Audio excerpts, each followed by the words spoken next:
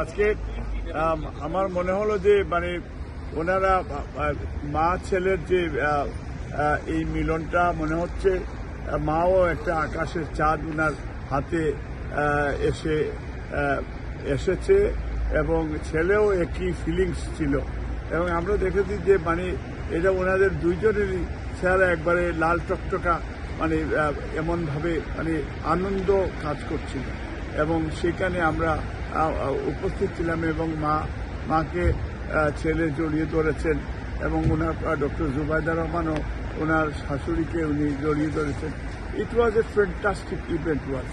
এটা না দেখলে মানে এই অনুভূতিটা আসলে মানে মাদের ছেলের যে মিলনের অনুভূতি এটা এক্সপ্লেন করা very difficult, but it was fantastic.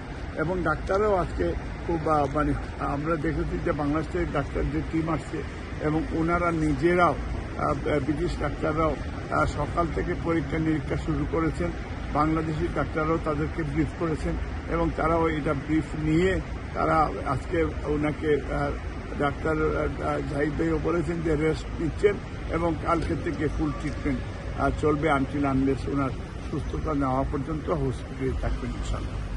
কতদিন লাগতে পারে এটা ডাক্তারদের উপরে এটা নির্ভর করে কতদিন লাগবে। এটা ম্যাডামকে মানে কিরকম দেখছেন আপনি? মানে তার মনোবল খুবই চাঙ্গা, বিকজ এই 15 ঘন্টা জার্নি করার পরে উনি অ্যাম্বুলেন্সে না উঠে ওনার ছেলের গাড়িতে উঠেছেন এবং ছেলে ড্রাইভ করেছেন, ছেলের বউরা সাথে ছিল। ইট ওয়াজ মানে ইটস এ ফ্যান্টাস্টিক রিয়েলি। এটা মানে বলা কিভাবে মানে আপনাকে এক্সপ্লেন করবো, বাট এটা খুবই চাঙ্গা এবং ইনশাল্লাহ ম্যাডাম সুস্থ হয়ে অচিরেই চিকিৎসা শেষে বাংলাদেশে ফিরবেন, এটাও নিশ্চিত আপনাকে বলে দিতে হবে।